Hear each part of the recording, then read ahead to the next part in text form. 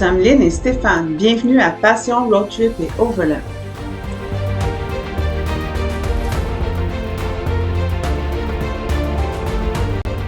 Dans cet épisode-ci, on poursuit notre road trip vers la Californie, mais tout d'abord, on fait notre entrée dans l'Utah.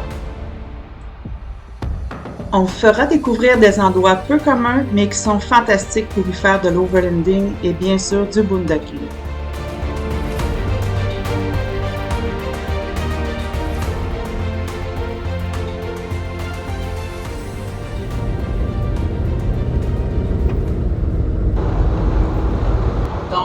On est en Utah, en direction de San Rafael Swell. Température de 33 degrés, très chaud, très sec. Il n'y a aucune humidité ici en Utah. Donc, c'est comme avoir la tête dans le four à broil. C'est très, très, très chaud. Je ne sais pas si vous pouvez voir en arrière de moi, mais il y a de la neige. Ça, c'est le mont Waas, W-A-A-S, qui est visible aussi de Moab. Ça se trouve être juste en arrière comme montagne. Et la 128 qu'on prend normalement pour de la Interstate 70 pour aller vers Moab. Là, on fait juste continuer en ligne droite. On va vers Green River. Et on roule à peu près un peu en bas de 16 litres au 100 à 125-130 km/h. Ça descend bien. Et pas beaucoup de services auto, mais on a du signal cellulaire et des très beaux paysages.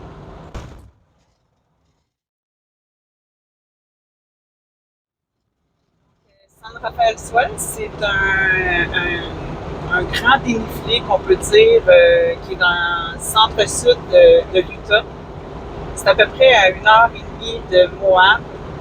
Et il y a beaucoup de BLM là-bas, il y a des trails qu'on peut faire, tout ça. Puis les paysages sont vraiment à se pitcher par terre, c'est vraiment magnifique. Donc c'est ça, pour nous, c'était un rêve d'aller là-bas. Donc cette année, on concrétise, puis on va aller faire les BLM là-bas, puis des backcountry roads qu'on va se promener, qu'on va visiter. Donc c'est ça, on va partager ça par vidéo dans les prochains jours. L'Utah est depuis notre première visite en 2022 notre État coup de cœur pour ses vastes étendues désertiques, ses paysages typiques des films du Far West et ses monticules rocheux spectaculaires et particuliers à observer. L'Utah est bien connu entre autres pour ses 5 grands national parks qui sont Arches, Canyonland, Capitol Reef, Zion et Bryce Canyon que l'on appelle aussi The Mighty Five.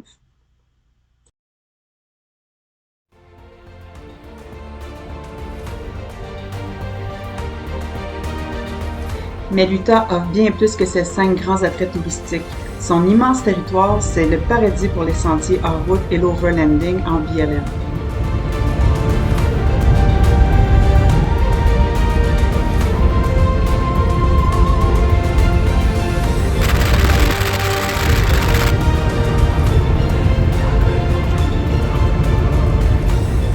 San Rafael Swell est situé à 26 km à l'ouest de Green River et mesure environ 121 km sur 64. Nous faisons notre entrée dans San Rafael Swell. Puisque la zone est sauvage et qu'il n'y a aucun service à proximité, il faut prévoir avant notre entrée suffisamment d'eau, de nourriture et de carburant pour nous déplacer d'un BLM à l'autre.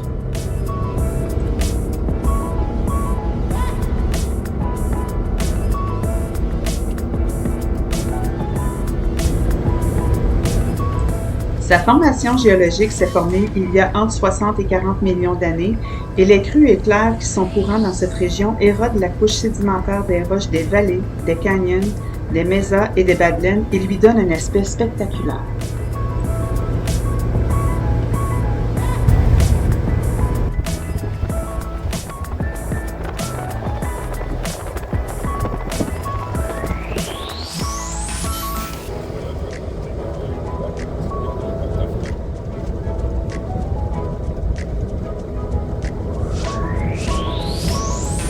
On quitte bientôt les routes pavées pour parcourir des routes en overland pour se rendre à notre campement situé sur un BLM.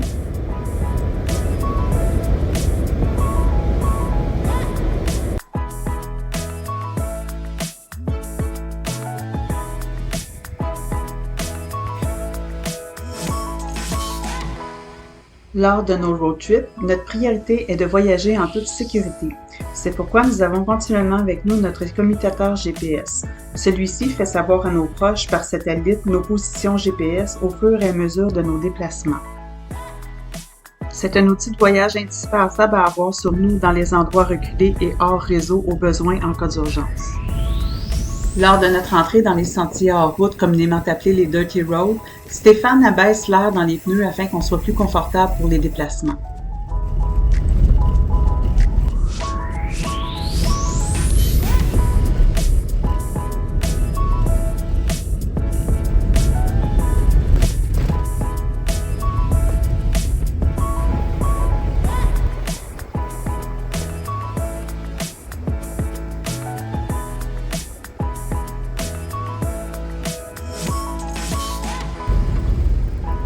Après une longue journée de route, on arrive bientôt à notre campement. Les BLM ou terres publiques nous permettent de séjourner jusqu'à 14 nuitées en continu ou à peu de frais selon le cas, sur des sites n'offrant aucun service sauf parfois des toilettes sèches.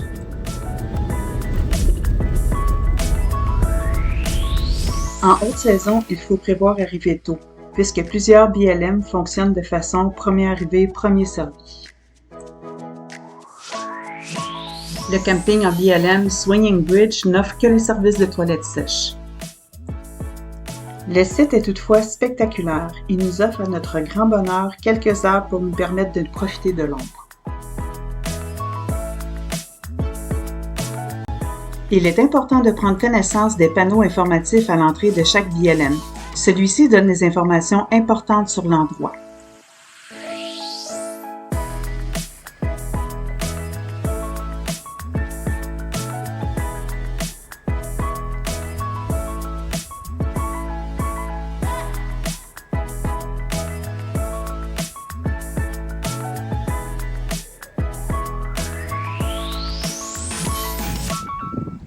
C'est le côté sauvage, rustique qui nous ont fait choisir ce type de voyage, où le calme et la zénitude des lieux nous apaisent et nous ramènent au moment présent. On ne peut pas demander mieux.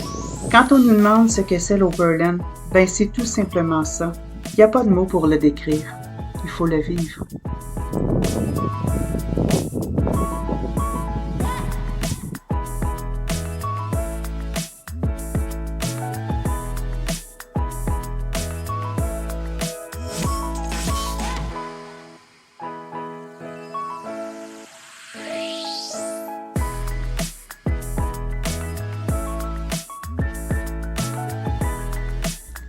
De l'intérieur de notre campement, nous aurons une vue magnifique pour nous coucher ce soir.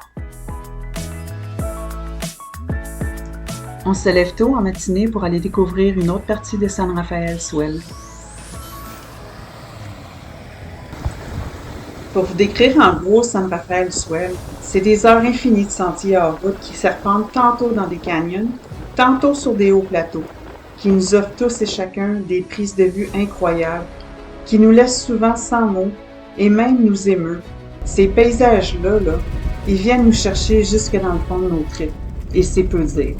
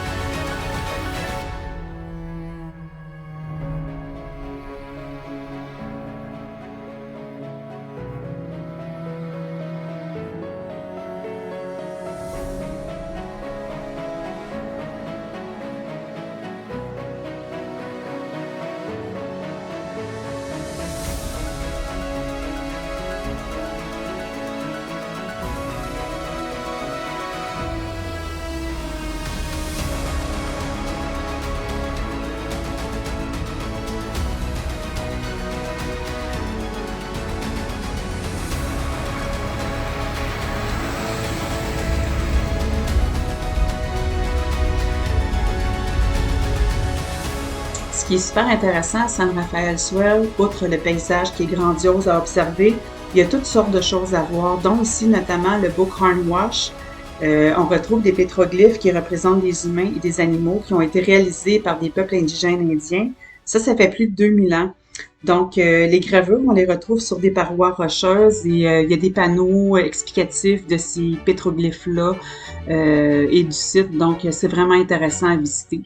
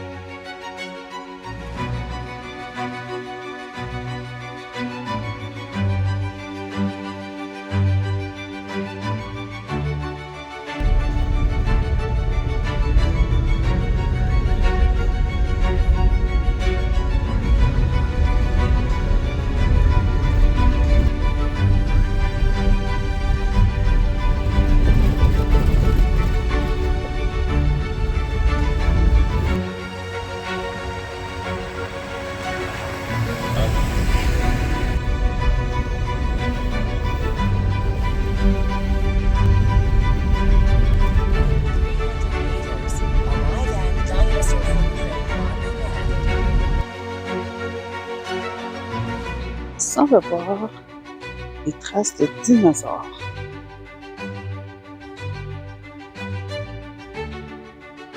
Après avoir fait une petite ascension le long d'une paroi rocheuse, on arrive près des traces de dinosaures.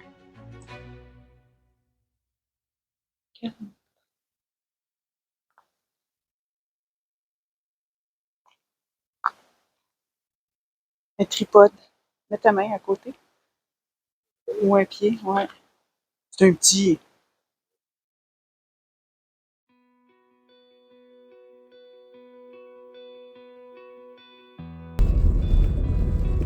Nous poursuivons notre route vers le plateau qui nous mène au Wedge.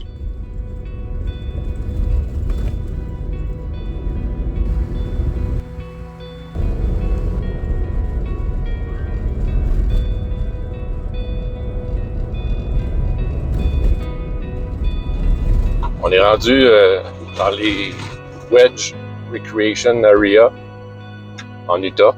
Donc, c'est dans la région de San Rafael Swell. Là, présentement, on est sur le dessus du plateau, mais on va aller jusqu'au bord du plateau. Donc, les wedges, c'est comme des pointes de tarte, si on veut, des triangles, qui fait qu'on est capable d'aller jusqu'au bout. Et la pointe de tarte est en deux axes. C'est comme si la pointe était couchée sur son dos. Donc, ça fait un pointu vers où on est, sur le plateau. Et ça va faire aussi un pointu vers le devant. Vous allez comprendre, quand on va arriver, on va vous montrer une belle photo de ça. Donc ici, on est en Utah et je les appelle le Little Grand Canyon. C'est magnifique. Je ne m'approcherai pas trop du bord parce que je ne rappelle pas des hauteurs. Un petit peu.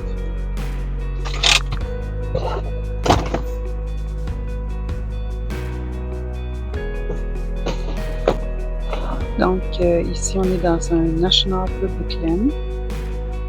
C'est un Recreation Area.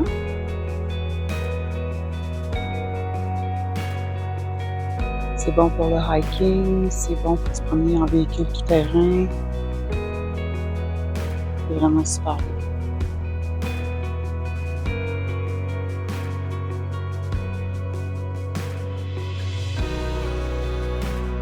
On va aller voir un petit peu plus loin l'overlook, voir la vue qu'on a. On peut voir les arbres sont un petit peu desséchés. L'Utah, c'est quand même assez aride, chaud, sec. Ça donne ce genre de paysage-là.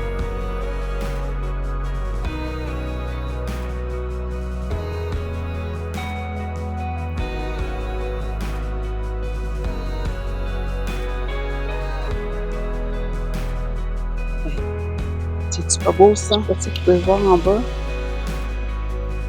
Il y a un petit ruisseau.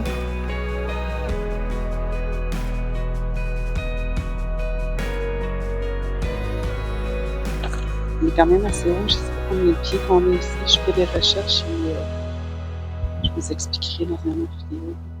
Je donnerai l'information sur la vidéo lorsqu'il va être publié.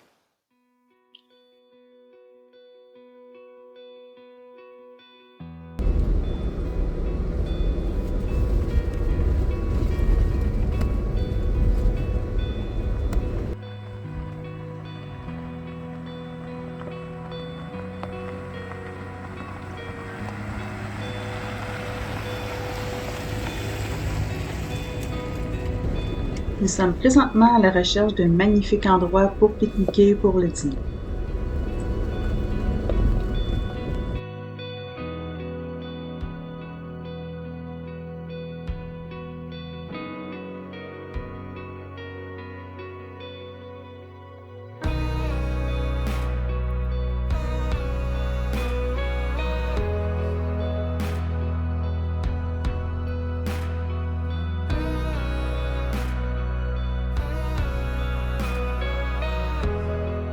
Et ben voilà, on a trouvé. C'est-tu pas magnifique ça?